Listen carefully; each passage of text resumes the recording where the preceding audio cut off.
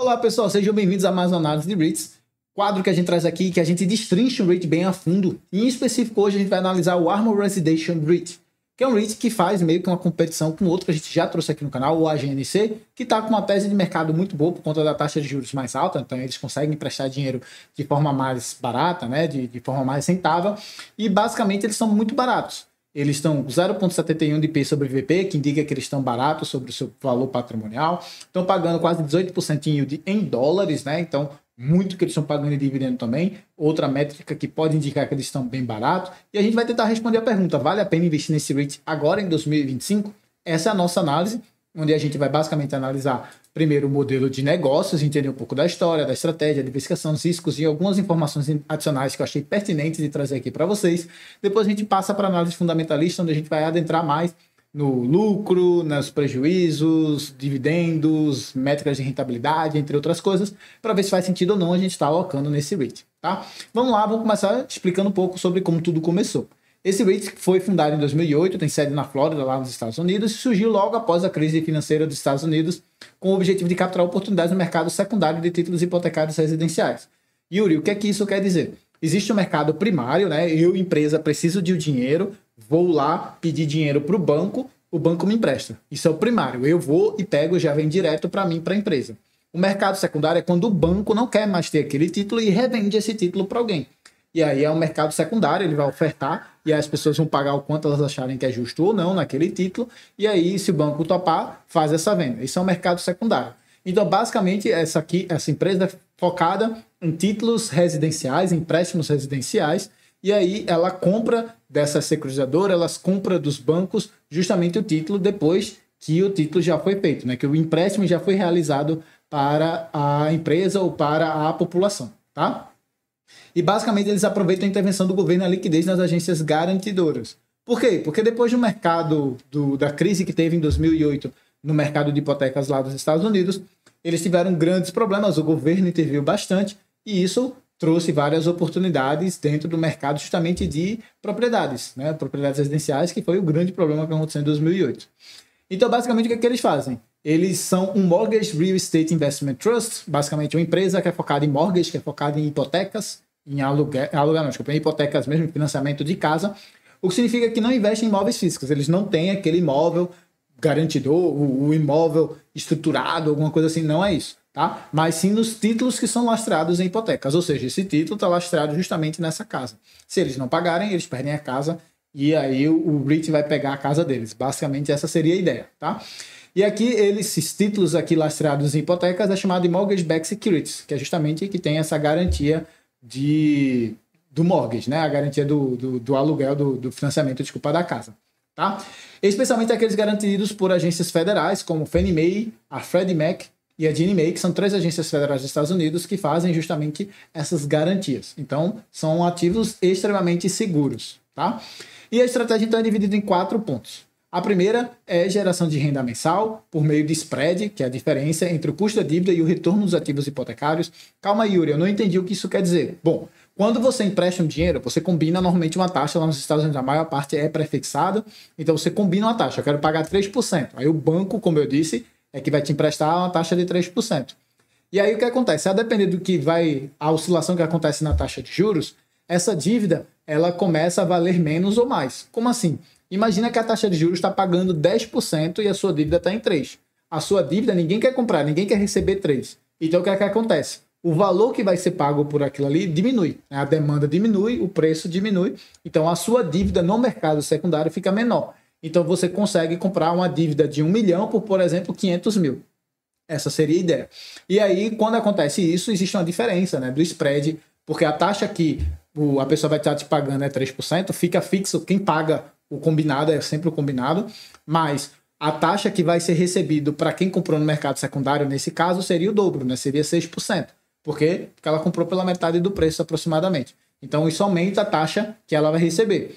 E aí, a diferença entre a taxa de 3% e a taxa de 6%, nesse exemplo que eu estou dando aqui hipotético, essa taxa de diferença aqui de 3%, isso gera uma renda mensal, uma renda recorrente para o Armor Residential, tá?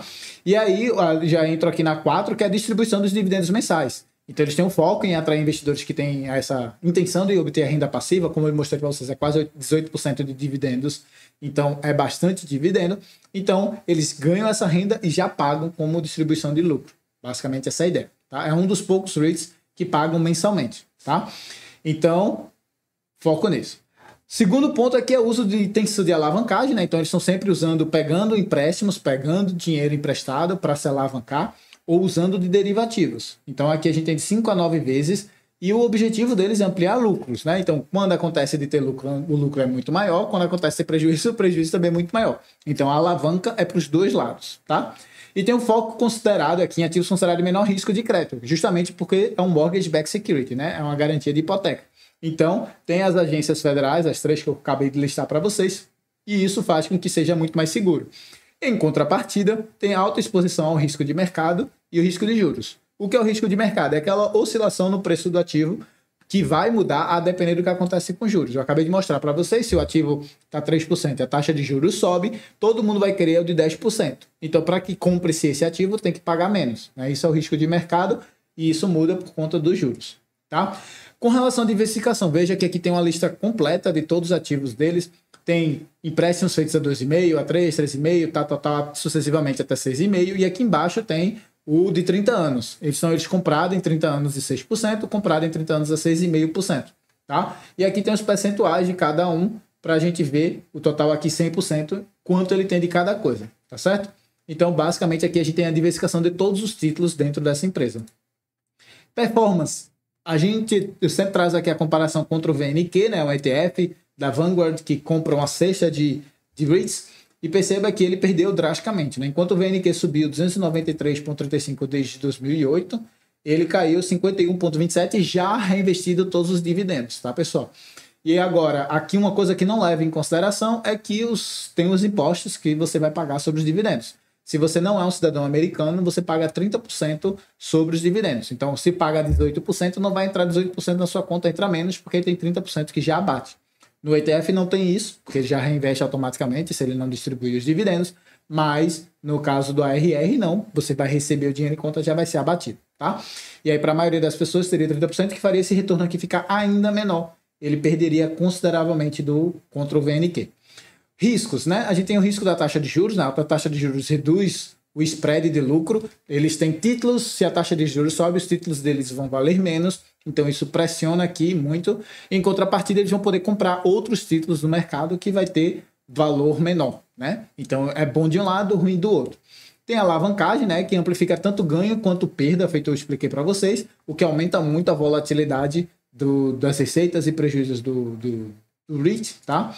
Tem o book to value, né, que é basicamente o valor patrimonial, que é bem volátil. Quando a taxa de juros sobe e eles são alavancados, o valor dos ativos cai pra caramba, né, porque eles estão 5 a 9 vezes mais alavancados, então cai pra caramba, e aí eles perdem muito mais. Em contrapartida, quando as taxas de juros começam a cair, eles sobem 5 a 9 vezes mais, tá? Então, eles ganham ou perdem muito mais. Por isso também que a gente viu na performance consideravelmente ali em prejuízo, tá? Porque eles estão sempre perdendo mais do que ganhando. Então, o valor patrimonial por ação pode cair rápido em cenários adversos ou subir rápido também em alguns cenários podem acontecer. Risco de pré-pagamento, né? Então, quando você empresta um dinheiro, você quer que a pessoa passe aquele tempo todinho, aquela jornada todinha pagando, porque você vai receber mais do seu dinheiro ali que você emprestou, né? Vai receber mais vezes. Quando as pessoas pré-pagam, quando elas adiantam o pagamento, você recebe antes do prazo, você não recebe o valor total. Então, o valor, o retorno que você conseguiu vai ser menor, o que afeta a sua rentabilidade, o que é ruim para esse REIT também. Acessibilidade à taxa de juros. Eu acabei de falar para vocês que, dependendo do que acontece com a taxa de juros, eles têm mais ou menos coisas, né? Então, eles trazem aqui, esse gráfico é de 31 de 25, comparando com 31 de março, no caso, 31 de março de 2025, comparando com o 31 de dezembro de 2024, tá? Então, agora, nesse último relatório que saiu agora em março, a gente pode ver que um aumento de 1% na taxa de juros vai trazer um prejuízo de 1,23% no lucro, tá, líquido do REIT. No portfólio de derivativos, né, o portfólio incluindo derivativos, eles têm uma queda de 0,99% e para você acionista vai cair 8,94%. Em contrapartida, se a taxa de juros cair 1%, o lucro vai subir 2,06%, o portfólio, né, o valor patrimonial vai cair 0,47%, ainda vai cair alguma coisa, e o equity, você acionista, vai cair 4,27%. Yuri, vai cair tanto se a taxa de juros subir quanto a taxa de juros cair? Sim, provavelmente por conta dos derivativos. Como eles têm muito derivativos, inclusive aqui, ó, por conta dos derivativos deve estar aqui, eles devem ter derivativo que se a taxa de juros fica parado, eles lucram mais. Se a taxa de juros oscilar para cima ou para baixo, eles saem no prejuízo, tá? Existem algumas estratégias derivativas que permitem você ganhar com o mercado parado, outras com o mercado subindo, outras com o mercado caindo. A gente explica isso mais no nosso curso de opções. Se você quiser conhecer, link aqui embaixo tem o nosso curso completo e opções está incluído lá, tá? Então aqui a gente tem o efeito da variação da taxa de juros dentro da renda do portfólio e nas ações da empresa, o que aconteceria com o acionista. E a gente pode fazer uma comparação nos últimos 3 meses, né? De dezembro de 24 para março de 25. Antes ia cair 9,16, agora cai 8,94. Antes ia cair 3,89, agora é 3,26. Então, basicamente, o que está mostrando aqui é que eles estão, de certa forma, reduzindo a dependência, no caso, a variações, no caso, da taxa de juros, tá? Então, diminuindo, provavelmente estão desmontando as estratégias que fizeram com opções, porque acreditam que a taxa vai variar. É o que eu imagino que seja da decisão deles aqui, baseado no que está acontecendo. Seguindo aqui adiante, vamos lá. A gente tem outras informações adicionais aqui. Eu trouxe as estruturas de hedge que eles possuem, tá? Então, eles têm o swap contracts. O contrato de swap é quando você faz troca, né? Swap quer dizer trocar, tá? Então, você troca. Imagina que você tem um título que está CDI, mas você não quer estar no CDI, você quer estar no IPCA. Aí você faz, alguém troca, né? E aí a pessoa que está trocando com você vai ficar com o seu CDI, você vai ficar com o IPCA. Isso daqui é um contrato de swap, tá? Então, eles têm contrato de swap aqui. Ele tem contrato de futuro, derivativos, de opções e tem a securitização da agência TBA, tá? Então veja que aqui a gente não tem muito uso de derivativos no gross amount, mas em instrumentos financeiros está vendido em 45 mil, tá? Então eles provavelmente estão vendidos aqui em calls e puts, provavelmente. E aí tem o cash collateral, o total net, veja que aqui era 212 mil, né, milhões no caso, aqui está 151 milhões, tá? Então veja que teve um aumento considerável aqui, principalmente no contrato swap, tá? Então o troca de rate, de índice, basicamente.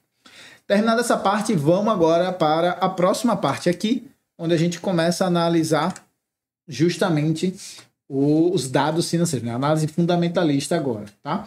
Então, como eu chamei a atenção para vocês, ó, o dividendo está 17,575, o P sobre VP 0,71, o PL de menos 770,3, então eles tiveram um prejuízo absurdamente alto, variação de 12 meses 0,56.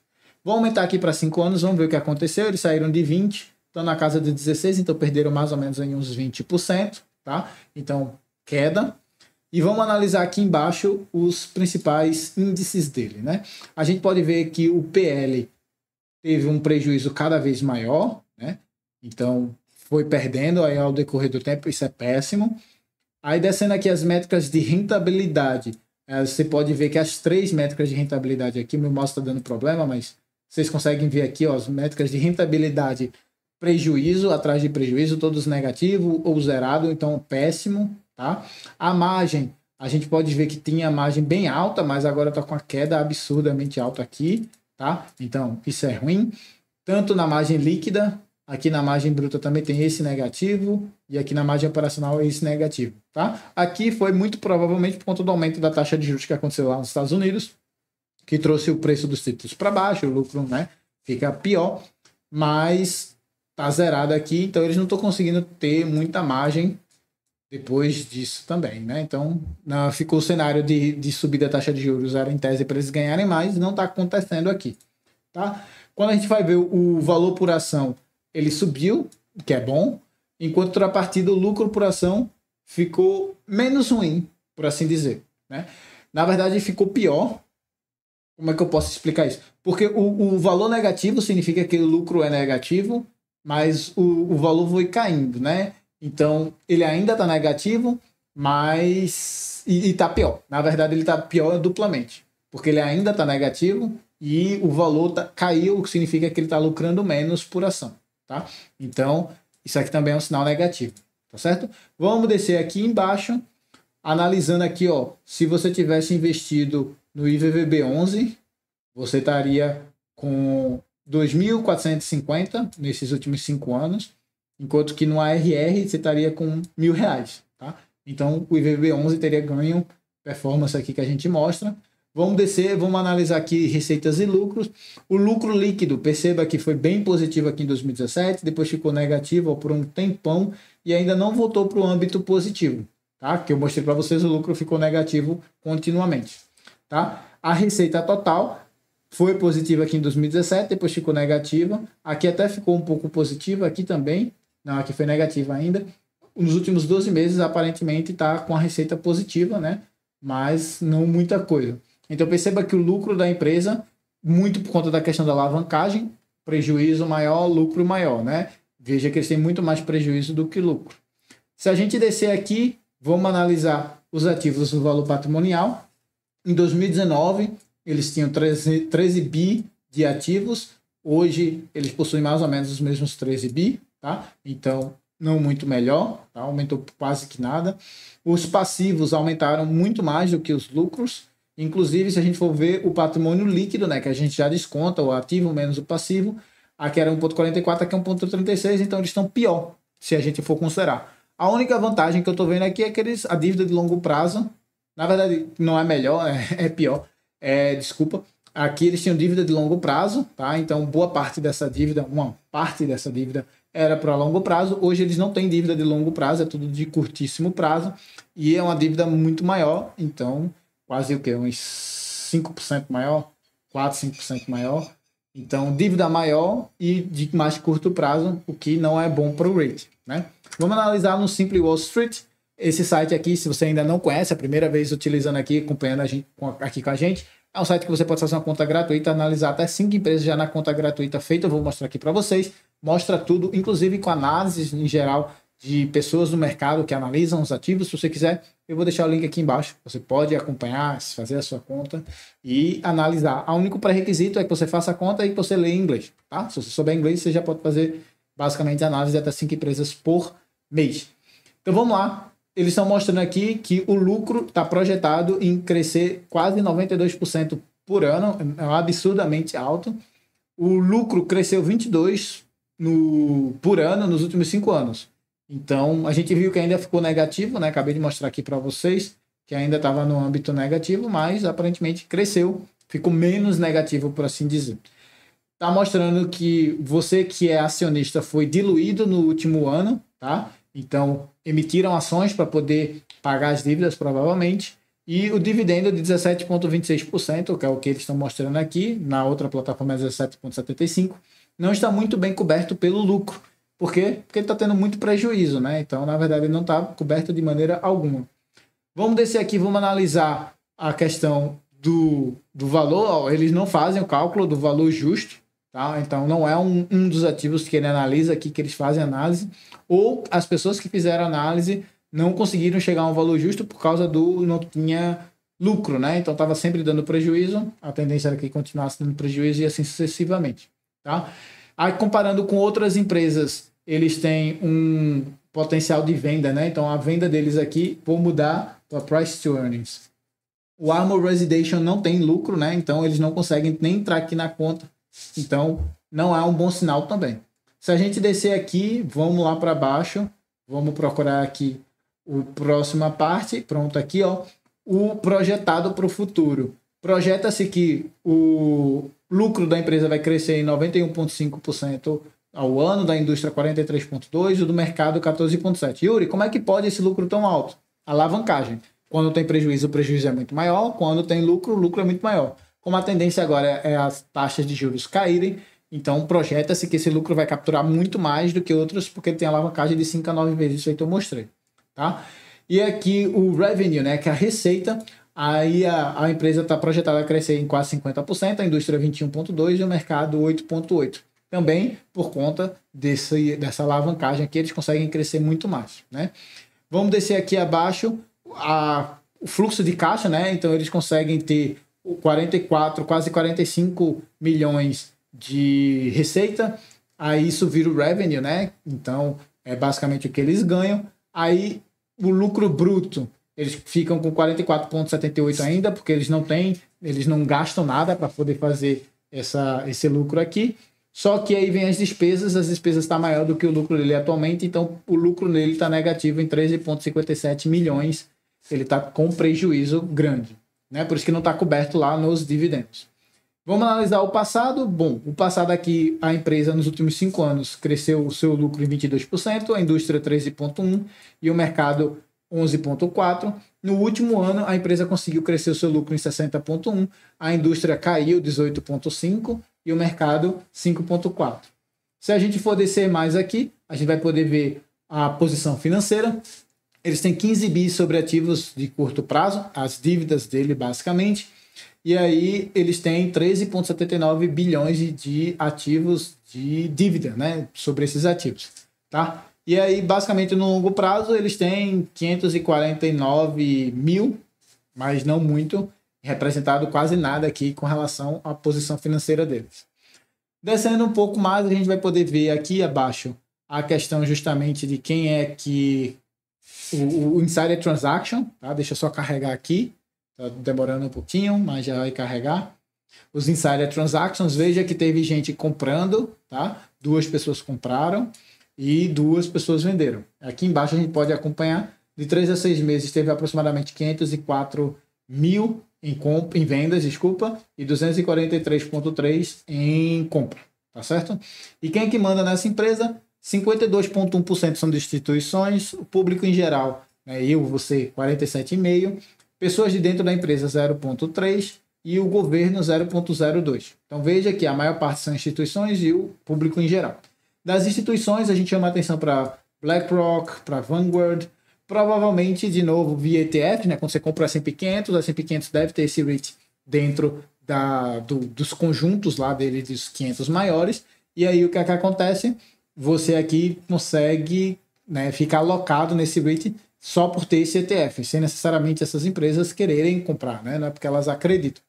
Depois desses dois, veja que já cai para 2,87%, aí vem para 2,4%, a Invesco é outro, provavelmente que é via ETFs, tá? Provavelmente deve ter JP Morgan em algum momento aqui também, tá? A VanEck também é via ETFs, a Goldman Sachs, a UBS, que é suíça, a Morgan Stanley. Então, veja que a maior parte está justamente na BlackRock e Vanguard. Depois é praticamente irrisório, é um percentual bem pequeno da carteira. Agora vamos voltar aqui para o Canva, porque eu quero mostrar para vocês as considerações finais para a gente poder chegar à resposta se vale ou não a pena investir nesse REIT em 2025. Tá? Vamos lá, pontos positivos. A gente tem um dividend yield muito alto, 17,75%. Um pagamento mensal que foi mantido por vários anos consecutivos, mesmo com os lucros instáveis. Isso aí a gente viu, né? Veio várias vezes, os vários meses, vários anos de queda no lucro. Expansão expressiva do patrimônio líquido, né? O patrimônio líquido cresceu de 938 milhões em 2020 para 1,7 bi nos últimos 12 meses, então praticamente dobrou aí. A margem operacional foi superior a 85% em 2021 e 100% em 2022 e 2023, mesmo com prejuízo contábil, ou seja, se não houvesse a marcação a mercado, ele ainda estaria com lucro, né? Foi realmente a questão da marcação a mercado, o aumento da taxa de juros que aconteceu em 23 e 24, e mesmo com margens líquidas ainda negativas, houve reversão da tendência de prejuízos profundos após 2020. A gente viu que em 2020 teve uma queda muito grande e depois foi subindo, ainda está em prejuízo, mas prejuízo muito menor, tá? Na parte negativa tem a rentabilidade extremamente fraca, né? O ROI negativo, o ROA bem baixinho, a margem líquida ainda bem negativa. Os lucros são muito voláteis e inconsistentes, o gráfico mostra oscilação agressiva no lucro líquido, inclusive perdas expressivas em 2018, 2019 e 2022. O PL e o P sobre receita completamente distorcidos, estão bem negativos aqui, tá? Então tá bem ruim.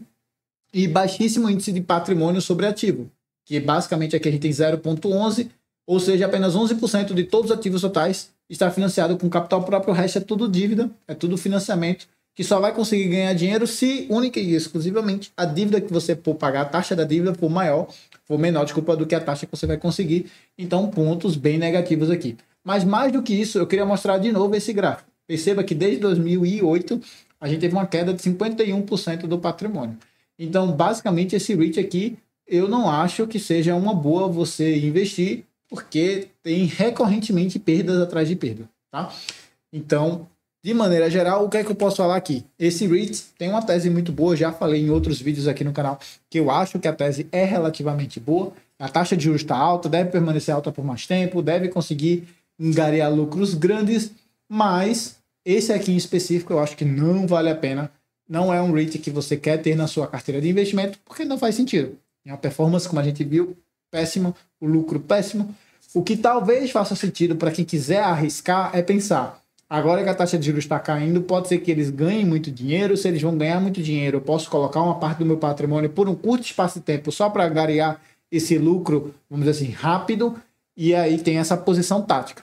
Mas como eu não acredito nesse tipo de investimento, eu não acredito nisso, eu acho que é melhor ter uma alocação estrutural, e aí não faz sentido manter esse REIT numa alocação estrutural, eu acho que não vale a pena estar investindo nesse REIT em 2025. Mas agora eu quero saber a sua opinião. Você acha que vale a pena? Depois de tudo isso que a gente explicou aqui, é bom, é ruim, fez sentido ou não fez sentido para você? Deixa aqui embaixo nos comentários que eu quero saber muito a sua opinião. Aproveita, deixa o seu like, se inscreve no canal batendo no sininho e eu recomendo que você assista essa playlist aqui que tem análise de todos os vídeos que a gente já fez nesse canal. Então eu aguardo vocês nesses vídeos cá, porque vocês vão aprender bastante com outras análises também. Te vejo lá. Tchau, tchau.